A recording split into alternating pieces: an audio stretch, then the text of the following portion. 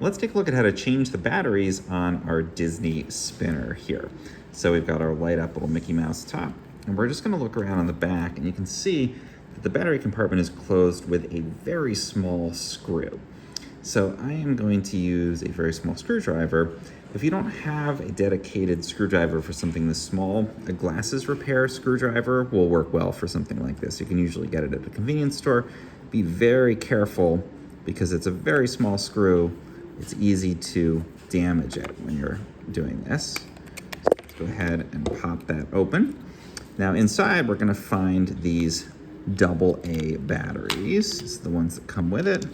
We've got 3 AA batteries in there. So looking good there. Now I'm gonna go ahead and grab my new AA batteries. So let me grab this new pack here.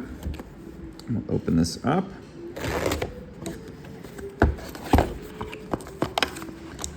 Amazon Basics batteries. And again, we need 3 to go in there.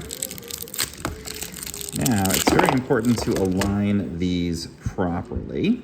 So we're gonna do with the flat side towards the spring, and you're gonna wanna do the inside one first. So pop that one in.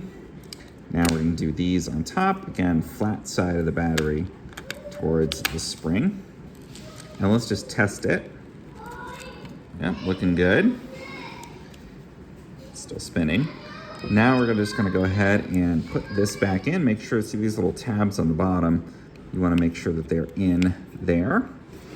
And just kinda might take a little work to get it perfectly seated in here.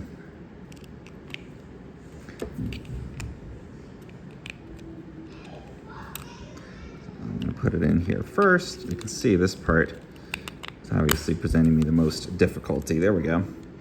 So now the screw is still coming out. Just gonna tighten that up.